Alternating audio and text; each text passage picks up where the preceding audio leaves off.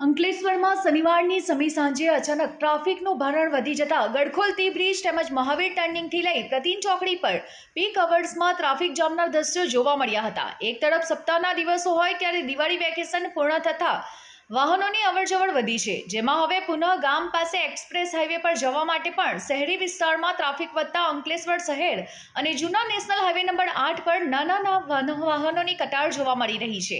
આ Gadkhol T bridge ઉપર અચાનક જ 5:30 થી 7:30 દરમિયાન વાહનોનું આવાગમન વધી જતા ટી બ્રિજ જામ થઈ ગયો હતો, જેને લઈ બ્રિજના નીચેના એપ્રોચ રોડ પર વાહનોની કતાર જોવા મળી હતી। ઉતાવળે નીકળવાની પળોમાં પણ રસ્તો બ્લોક થઈ જતા વાહનોના પૈડા થંભી ગયા હતા, જે અંગે બી ડિવિઝન પોલીસ મથકે જાણ થતાં સ્ટાફ તમામ ચોકડી પર દોડી આવ્યા હતા અને ભારે જહેમતે ટ્રાફિકને નિયમન કરી પુનઃ કાર્યવંત કર્યો હતો। અત્રે ઉલ્લેખનીય છે કે દિવાળી વેકેશન પૂર્ણતાના આરે હોવાથી ટ્રાફિકનું ભારણ પુનઃ વધશે, ત્યારે પીક અવર્સમાં ટ્રાફિક કંટ્રોલ કરવા પુનઃ પોલીસની મહેનત વધે તો નવાઈ નહીં। આ વચ્ચે આવતીકાલથી સુકલટીટ ખાતે ભાતીગળ મેળો યોજાઈ રહ્યો છે, તેના પર પણ અસર જોવા મળી શકે છે।